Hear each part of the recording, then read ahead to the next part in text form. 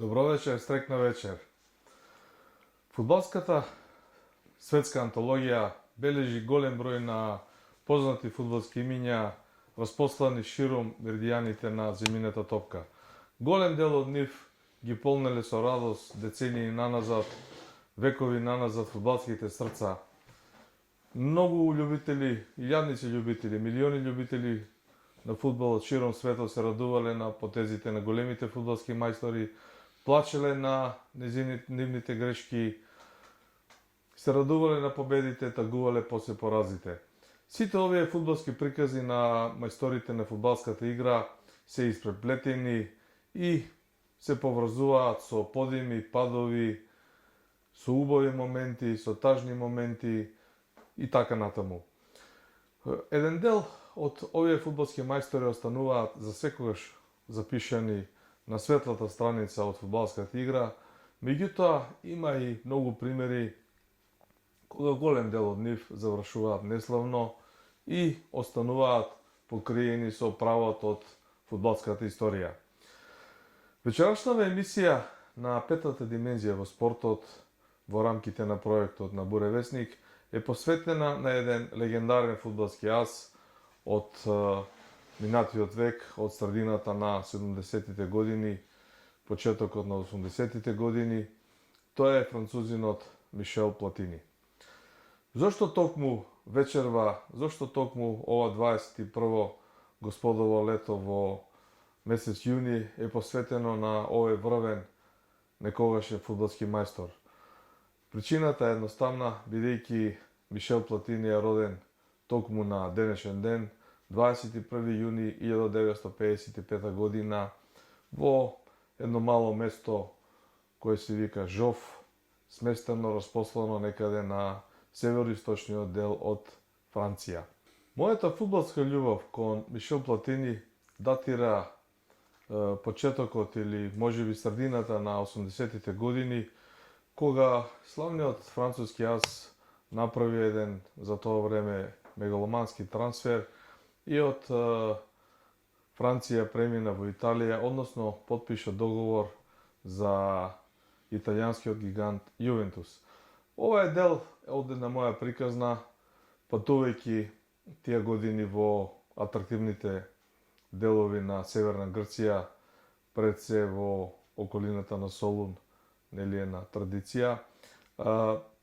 Наидував на фудбалски шопови, на фудбалски продавници, кои што тогаш ме инспирира и го будеа моето внимание.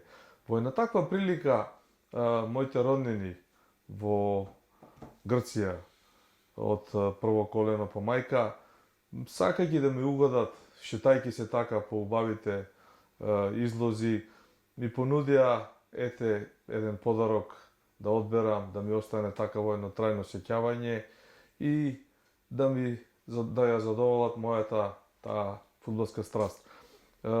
Имајќи го тоа предвид, застанав пред една продавница, исклучително добра, со исклучителни сувенири и ред други работи, и пред мене стоеше постерот на Мишел Платини со негов подпис, со некои спонзори во тоа време кои навистина и бај ги одама не можам точно да се сетам. Меѓутоа, она на што добро се сеќавам беше астрономската цена на тој постер, кој мислам дека гледачите на пета димензија во спортот, односно сите љубители на проектот Буревесник, можат да ја видат и добро да ја проследат во вечерашната емисија, бидејќи е декор од нашиот амбиент и е посветена на овој исклучителен фудбалски ас. Нормално се одлучи подарокот да биде постерот зад мене со оригинален подпис на Платини, кој издавачот на тоа фудбалска продавница го најверојатно имал некаков ексклузивитет да ги продава тие. Моите роднини го задоволија тоа, меѓутоа добро се сеќавам дека цената на овој постер кој вие го гледате, почитувани гледачи, беше некаде на висина на една добра, можеби и така малку поскапа, оригинална кожна јакна од некој ексклузивен солунски бутик. Ете така почнува таа љубов, таа приказна да кажем, чистота спрема Мишел Платини, кој тие години го носеше, реков, дресот на Јувентус. Во продолжение на емисијата ќе ги објаснам сите наши средби и видувања, сите убави моменти со овој јас кои се случува на различни мердијани, на различни места на земјината топка, секако и со различни поводи. Меѓутоа, фудбалскиот чаршаф кој се вика Мишел Платини има две страни, и има и она понеубавата страна, темната страна, каде што Мишел Платини заглави во еден неубав лабиринт, во една бедна ситуација каде што доживеа првично суспензија, а потоа и на драконска казна и беше, односно се уште оддалечен од фудбалот и има забрана да работи во неа. Но за тоа и за деталите за овие две работи по убавата страна од чаршавот кој се вика Мишел Платин, односно по темната, по неубавата страна, ќе кажеме нешто во продолжение на емисијата. По ред на нештата, убаво е и за овие помладите гледачи, љубители на фудбал, кои сега се фасцинирани од сите овие случувања во Лигата на шампионите, во овие квалификации кои течат околу Лигата на нациите, да не речам и во сите овие силни европски првенства. Убаво е да подсетиме дека Мишел Платини ја почна својата фудбалска кариера 1972 година во францускиот Нанси. За овој скромен, би рекол, француски тим настапуваше цели 7 години и некаде 79-1982 година, отприлика 3 години, Мишел Платини играше за Сент Етиен, едно попознато, да кажам, француско име, еден клуб со така посилна традиција. И де факто третиот клуб за кој играше Мишел Платини, односно го носеше новиот дрес, е италијанскиот гигант Јувентус, каде што играше цели 5 години во ерата од 1982 до 1987 година. При тоа, играјќи за Јувентус, Платини нанижа 147 надпревари, постигна 68 голови и имаше така за релативно куст временски период една изворедна ризница на трофеи. Две освоени титули во серија А, една силна серија А, каде што шампионската титула, знаете како е тешко да се стигнат со неа. Еден куп на Италија, еден супер куп на УЕФА, под покровителство на УЕФА, каде што играат тогаш победникот на тогашниот куп на шампиони со победникот на тогашниот куп на УЕФА. Ова е за помладите љубители на фудбалот една дигресија како одеше таа трансформација за да се стигне до сегашната Лига на шампиони, сегашната Лига на Европа. И во таа ризница Мишел Платини има и еден освоен интерконтинентален клуб во зебра дресот, би рекол, на италијанскиот гигант Јувентус. Секако овој период на италијанскиот ас е извореден и од аспект на репрезентацијата на француските петли, популарните галски петли, каде што Мишел Платини настапуваше од 1976 до 1987 година. При тоа, во фудбалското досие, во CV-то на овој извореден фудбалски ас, стојат 72 настапи за Франција во дресот на триколорите и 41 постигнат гол. Фасцинантно е што во овој репрезентативен дел на Платини тој успеа да стане европски првак со Франција на европското првенство 1984 година, каде што беше прогласен за најдобар фудбалер на турнирот, на завршниот турнир, а наедно на истото ова европско првенство Мишел Платини беше и најдобар стрелец. Во неговата кариера Платини играше и на 3 мондијали, на 3 светски првенства, едно по друго. Тоа се светските првенства 1978 година во Аргентина, 1982 година во Шпанија и 1986 година кога мондијалот се играше во Мексико. Исто така добри резултати, добри настапи и останува забележано третото место на Франција на мондијалот Мексико 1986 година. на неколку пати Платини беше биран и во идеалниот состав, во идеалниот тим на мондијалите, и тоа само по себе кажува за каков извонреден фудбалер, еден фудбалски уметник станува збор, кого навистина љубителите на фудбал го обожаваа. По завршувањето на активната фудбалска кариера, Платини се проба и нанижа одредено искуство и на тренерската клупа, поточно на селекторската клупа. Во периодот 1988-1992 година тој беше селектор на француската фудбалска репрезентација, кога се обиде да го докаже своето фудбалско искуство, своето фудбалско мајсторство, додека играше на зелениот терен и ја галеше топката. Овој пат се проба со диригентската палка на селекторската позиција.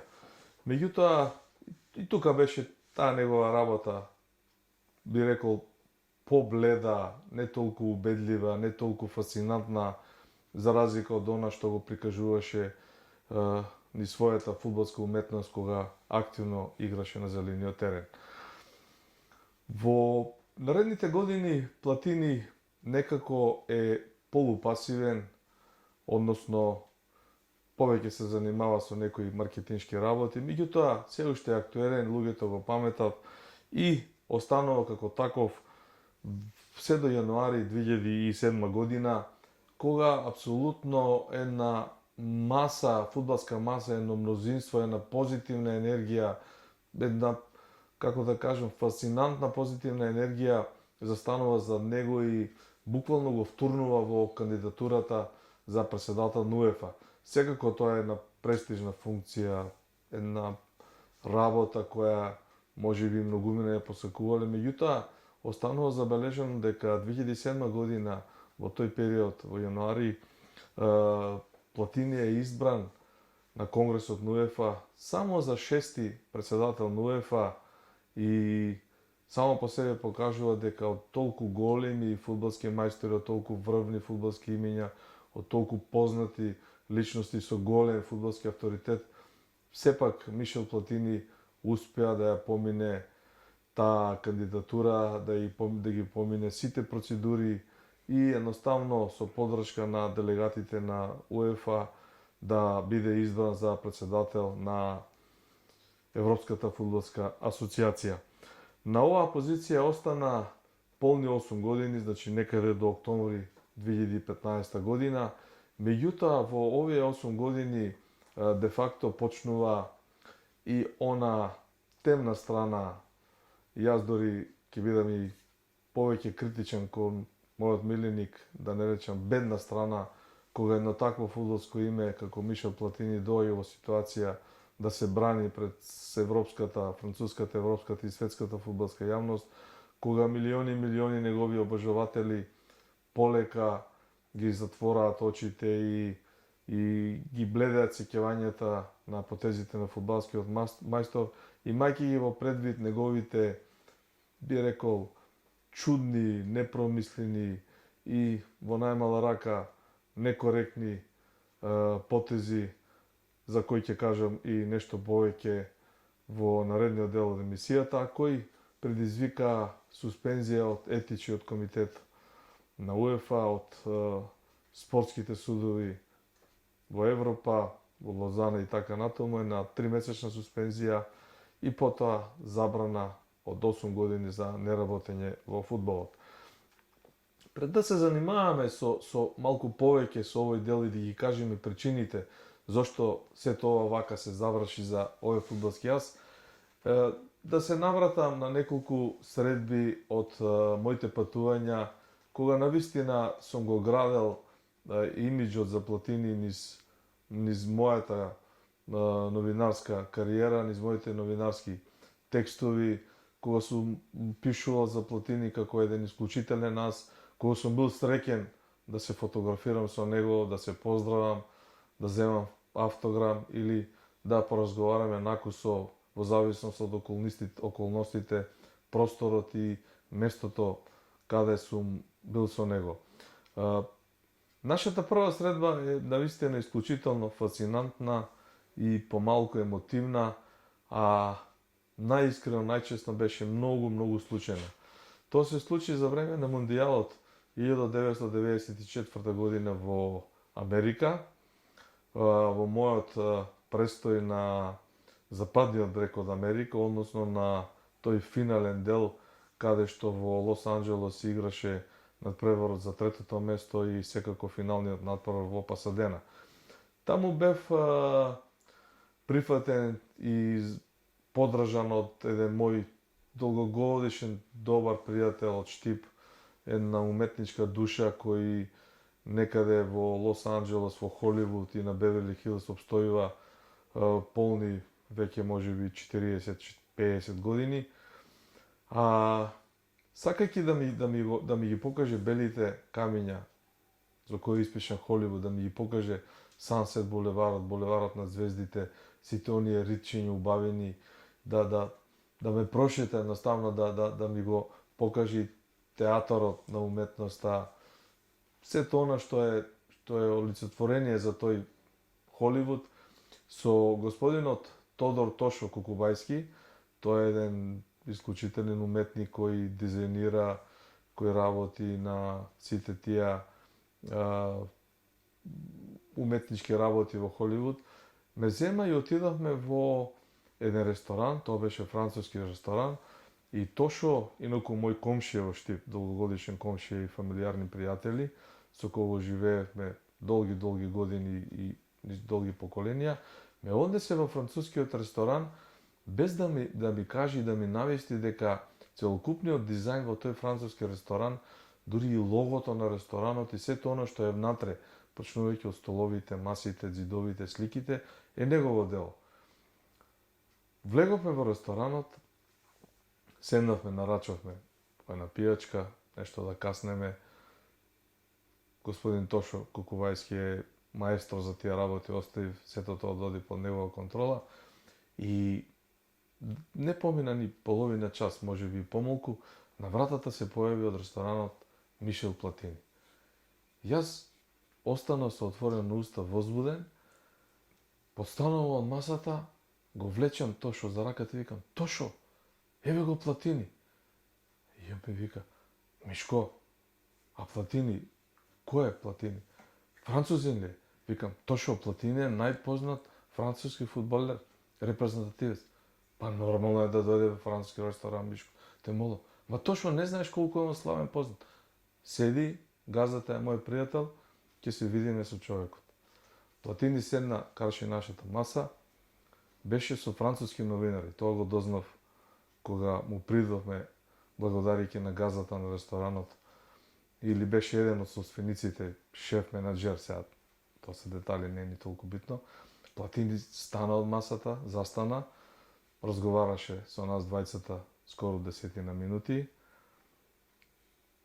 Еден нормален разговор, му се представив од каде сум, што сум, како сум новинар, секако ни даде еден автограм и остана едно мало парче напишано од таа наша средба и ветувањето дека за 2-3 дена Платини ќе биде присутен на промоцијата на Франција за нареден домаќин на светското првенство 1998 година и де факто не покани двајцата на тој настан кој се одржуваше на отворено на Беверли Хилс. Таму можеше да присуствуваат и сите оние кои се заинтересирани, а не се акредитирани новинари. Беше организирано на голем начин, на големо ниво, со многу значени гости. И во таа прилика исто имав средба со Платини и направив една фотографија која ми е многу драг спомен и до денес. Фудбалскиот пат и судбината, да не речем и среќата, секако и можностите и желбата ме носеше понатаму и на наредни средби со Мишел Платини, но овој пат тие се случува во наша Македонија. Сигурно се сеќавате дека Дарко Панчев беше последен освојувач на Златната копачка како најдобар голгетер на Европа, односно во сите европски првенства, пред да почне распадот на некои земји како Чехословачка, Југославија, тогашниот СССР и други, и кога секој постигнат гол, нели се вреднуваше како 1 поен. Таа златна копачка долги години остана недоделена на нашиот фудбалер Дарко Панчев. Меѓутоа во ерата кога Мишел Платини беше председател на УЕФА, се направи една иницијатива која Мишел Платини како вистински фудбалер поранешен, со голем сенс и со чувство дека ете тоа е една неправда кон Дарко Панчев, ја прифати иницијативата и дојде во посета на Скопје. Тоа беше дводневна посета на многу високо ниво во организација на Фудбалската федерација, секако со сите релевантни фактори и надлежни институции. И на тој чин во Скопје лично Мишел Платини му ја додели, да не речам во власништво, златната копачка на нашиот Дарко Панчев. Имаше уште една средба со Олимпискиот комитет и тогашниот председател господинот Васил Топурковски, каде што Мишел Платини учествуваше и на таа средба и се дружеше со спортските новинари, со сите негови пријатели од Македонија и пошироко. Последната средба со Мишел Платини ја имав во седиштето на УЕФА во Нион на поминување и видување со моите стари пријатели од прес-департментот на Европската фудбалска федерација. На куса средба и токму тоа беше периодот кога веќе полека се насетуваше дека Мишел Платини влегува во некоја друга проблематична игра. Спомнав во претходните мои обраќања за овој фудбалски јас дека неговата кариера, неговиот фудбалски пат, неговата животна судбина, неговиот имидж е како чаршав со две страни. Можеби едната е посветла и подолга, фудбалската и тренерската кариера, селекторската. Меѓутоа, и она што го остави за себе како функционер, како председател на УЕФА, секако не е добро и голем дел од тоа го покрива со темнина, со една така неубава работа. Сето тоа се случуваше некаде 2011 година, кога излегува првите неофицијални видувања, првите неофицијални озборувања дека Мишел Платини е во некаква спрега со председателот на ФИФА Сеп Блатер. Излегува пишувањата пред се на новинарите кои беа фронтално против ФИФА, не толку можеби против Платини, меѓутоа во тој линк, во таа спрега меѓу двајцата челни луѓе на двете фудбалски федерации, односно на светската на ФИФА Сеп Блатер и на европската на УЕФА Мишел Платини, излегува информации врз база на кои се покрена една истрага. Имено почнаа пишувањата дека Мишел Платини добил околу 2 милиона швајцарски франци, не околу точно 2 милиона швајцарски франци за наводни консултантски услуги кои ги давал како председател на УЕФА или како физичко лице ирелевантно. И наводно сето ова потикна една истрага, се замешаа многу надлежни институции, многу обвинители, адвокати, еден мал куп на луѓе кои сето тоа го растегна, го распосла, го разоткрија, направи анализа и Платини беше принуден, односно дојде во ситуација да се брани пред новинарите, да со своите изјави да се обидува да ја неутрализира ситуацијата, дека ете сепак тоа не е така како што е. Секако тука и беше замешан и Сеп Блатер со сите тие спреги, ветувања и давање на 2 милиони швајцарски франци кои легнаа на контото на Платини. На крајот истрагата на сите овие луѓе инволвирани во ова резултираше со де факто потврда дека парите се легнати на сметката на Платини, а Платини нема подпишано, односно нема склучено никаков договор за било какви консултантски услуги со ФИФА. Се тоа предизвика етичкиот комитет да се заземе, да расправа по ова прашање, да го даде своето мислење и да донесе одлука, која во првата фаза резултираше со 3-месечна суспензија на тогашниот председател на УЕФА. Неверојатно, тоа беше еден силен удар, еден на неубава работа, еден огромно нарушување на имиджот на францускиот ас, на некогашната звезда на Јувентус, на некогашниот капитен на галските петли, еден од најдобрите светски фудбалери во антологијата на фудбалската игра. Платини се бранеше, работата малку стивна, меѓутоа на крај одлуката сепак беше дека Платини е виновен, дека ги добил парите 2 милиона евра, дека не дал никакви консултантски услуги, дека се потврди, се докажа преку материјални докази дека нема склучено договор за давање на тие консултантски услуги и доби драконска казна, а казната е 8 години забрана за било каква работа во фудбалот во целиот свет. Оваа казна на Платини е се уште актуелна, се уште тече, иако поголемиот дел изминат, и завршува во 2023 година. Илузорно е, можеби и безпредметно, да зборуваме и да потенцираме, да не речам да погодуваме или предпоставуваме дали некогашната фудбалска икона ќе собере сила да се врати од сето ова што го доживеа и повторно да се ангажира во некакви фудбалски форуми. Лично мислам дека до тоа нема да дојде, дека Платини сепак ќе остане, за жал, по моje видување, иако реков, беше моја фудбалска љубов, како играч многу го сакаа милиони гледачи ни целиот свет, меѓутоа тешко е да се поврати од тоа и повторно да го врати имиджот, сјајот, да го врати својот рейтинг, да го врати својот авторитет или да се врати во некоја фудбалска улога. Од овој аспект, мислам дека е убаво приказката на Мишел Платини да биде поучна за многумина кои се инволвирани во фудбалот, па и за нашите луѓе во ова мало парче земја која се вика Македонија, овој наш македонски фудбал кој сите го сакаме, за кого сите сме дале по едно зрнце песок и сме ставиле по едно мало парче во мозаикот кој се вика македонска фудбалска историја, дали е олицетворена преку некој од реномираните наши фудбалски клубови со долга историја или пак преку националните фудбалски селекции од било кој категории. Сите ние сме чинители, сите ние сме дел од тоа, некој повеќе, некој помалку, некој го дал својот придонес, некој добил и известна привилегија од тоа.